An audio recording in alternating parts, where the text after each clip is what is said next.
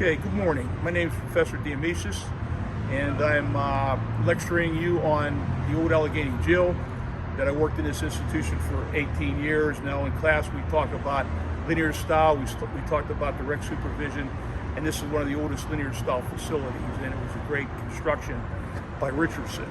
The thing about this jail is one of the most dangerous facilities in the northern part of America. And in a facility, in a federal, state, or local correctional facilities, there's three areas that are most dangerous in those institutions.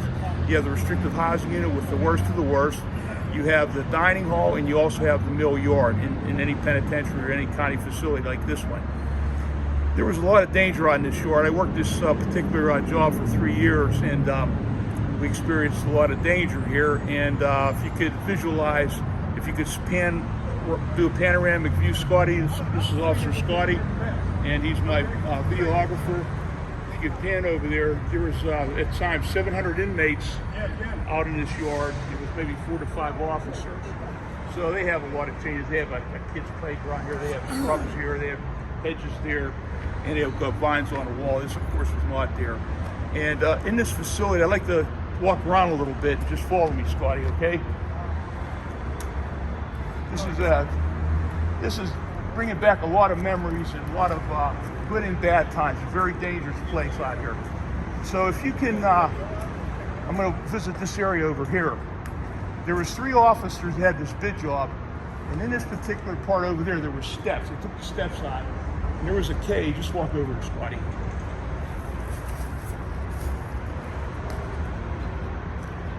Okay, here's a cage where an officer would stand there and watch us in the yard. You also had a steel door, which they changed that door, and that's a locked gate that the officer will lock the gates, and he'd be secured up in that area. You'd have a telephone, and you'd also have a red alarm button. So, in my lectures, I talk about manipulation. You have to watch inmates because they're very highly manipulative. If 2 inmates fight, they could be fighting. For real. If they're fighting, they could be actually using it as a facade and trying to take your direction and your attention away from another part of the yard. Or they want to drag you in that area so they can attack you. So in a situation, let me walk over here. Here's the little kids part of the yard. I wasn't there, of course.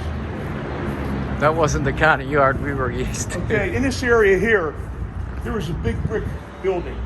And in here was it actually appeared to be like a aqua line. It was a big tube, which was a louser, and they had 2 commodes in there with no privacy. And what we would do, the inmates and the homosexuals would go in there, apply their wares for cigarettes. So you can get my gist. But anyway, to keep them out of there, we would flood those commodes, and we'd keep like 2 inches of water in there so they wouldn't be able to congregate. So stop it, Scotty. I wanted to draw your attention to this particular building right here. This was the barber shop. The 3 inmates actually cut their hair, and it was attached to the bathhouse. And the officer who had the bid job was Officer Robert Musner, and he would have to give out razors with the double-edged razors that you lock, and we'd have to count 20 inmates for each razor, and then they have to return and give it to the next 20. So you can imagine that would never fly now. So they have their own razors, of course. But anyway, this particular block there was called the West Block, or the small block. Now this block here had 2 particular ranges. 22 range was the penitentiary range, and right above it was 23 range, the homicide range, where they had all the people that were charged with murder. And in this particular cell block behind me, Scotty, okay? You have to follow me, class. I'm trying to keep up with this here. Okay, so this is an administrative building now. They adjudicate different civil cases. And this was the East Block. At the original name was the large block, but they called it the East Block, and that was the largest cell block that we had. Okay, and as you can see, the linear style is a straight line and overlooks the yard. So this is why we call it a linear style. Okay. Now, if you pull your eyes over here, that was a handball court. Over there was a handball court. That's a Vietnam veteran, vets that were killed in Vietnam in country. So I was just talking to this former sergeant we worked together. He's in charge of that. So hey, thank God for your service. There's some fine men that's on that list there. But anyway, the handball courts, getting back to that, we would have to position ourselves on that wall and the wall here because we had to watch that heroin wasn't coming in over the wall. So you'd have to actually peripherally watch both courts and both handballs. So if a handball hit and it wasn't buoyant, then you knew the heroin or the cocaine was in that particular ball, so you'd have to run to that ball and fight the inmates for that ball or they would get the heroin. Now, if you didn't make it in time, it's called pass off inside a prison or a jail. So what they do, the inmates move different directions. They pass it to this inmate while he's moving another direction, and in 2 minutes could be on the other side of the jail yard. So that's what you had to watch for. Another thing I was talking about is manipulation in class. Now, inmates are very highly manipulative and they're very dangerous. So me and my friend who was a colleague and we grew up together, worked up at the top, and he and I busted this officer who was dirty, who was bringing in drugs. Now this happens, it's a very, very slim percentage. It happens in all professions. There's always a dirty apple, rotten apple in the crew. But anyway, he was delivering heroin in that building there. We busted him doing that, so we reported him and he was arrested. So he was a big source for the inmates in here. So one of our informants told me that be careful because Lieutenant Sam, well, that's how he retired. He was an officer then. They're going to try to stab him in that blind spot. Let's move over here, Scotty. So they try to sucker you in when they're trying to manipulate you and they're trying to stage a fight. Okay, so they stage the fight over here, and as you can see, it's a blind spot. You got these slugs here, but it's a blind spot from up top. So I was working the top, and when I seen him going in, we already talked about that they're going to stab him, so he stayed out of there. He gave me a nod, and I hit the alarm button, and all our troops come in, and so it was always great to see everybody arrive because we're all brothers in arms, and one's in trouble, all's in trouble. So that happened there. But if you can look at the walls here and see how high they are. Okay, now that's a deterrent, of course, to study deterrence. So I'm going to walk over here again. Here's that blind spot that was from the top. They tried to set Officer Samuel up. And you can see different color bricks. Now I always propose the question in my class. I always have someone in there that answers it correctly. Why are those bricks a different color?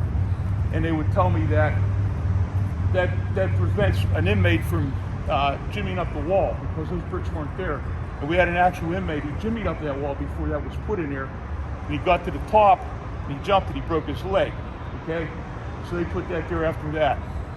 But anyway, this could be a very violent place. And our jail actually had 700 inmates at the top of its population. So in the summertime, we had night yard, and it was from 6 to 8. It was so hot in that jail. It was probably like about 95, 100 degrees at times in there. So what happened was we'd have the heat out there, and they'd all come out here. So we'd have 700 inmates in this particular yard here, with maybe 4 to 5 officers out here during that time. Sometimes 3. Yeah, sometimes 3 officers. Yeah.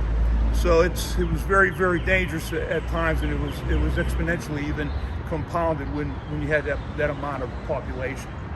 But I wanted to give you a little bit of synopsis on what this yard is, what the dangers of the mill yards are in the penitentiaries in the county. This is one of the most dangerous county facilities I said in Northern America.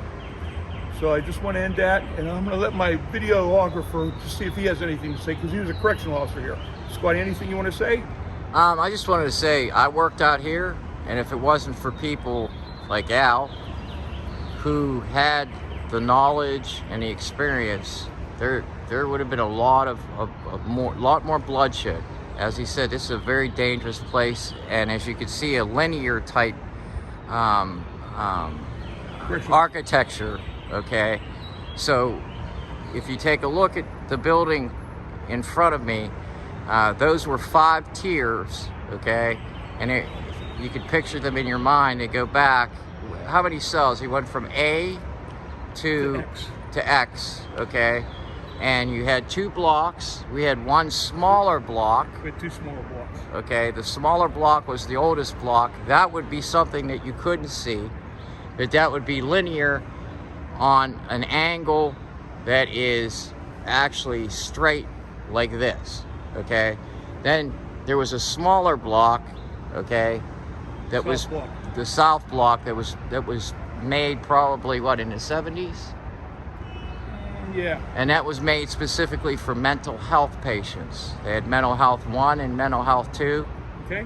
Yeah. Okay. Thanks, Scott. I want to end up here. Just, yeah, Scotty got me thinking about the South Block. What happened at one time? We had no dining hall facilities, so the officer, the kitchen officer, would have to bring the food cart, the hot cart, out to the lower rotunda. Okay, and they put a cart in front of one block, in front of the other block, and the doors would be closed, and inmates would actually come down range to range to get their food and take it back up to their cell. So that was quite a situation, because they would just throw their remnants of their food over the side of the block, and we'd have to have the rangers, which were inmates, go down to the range, clean the ranges up, those remnants, and then we get the fire hoses out. That's how we cleaned back then. Okay. The other thing is, we finally did get an air-cooled dining hall, which was very, very dangerous. And actually, Officer Scott, I'm very proud of him, because he disabled or disarmed an inmate who had cut an inmate's femoral artery, and he secured him up in the front of this dining hall. We got there and we were able to secure him. So just telling you what the danger you face, and I want to go into these details during our semester, and I hope I was able to enlighten you on this situation, because the back of my hair's up and the adrenaline's flowing again. Same here. Just being Heart's here again. beating. Heart's beating. So, but anyway, class, I'll see you online, and see you later.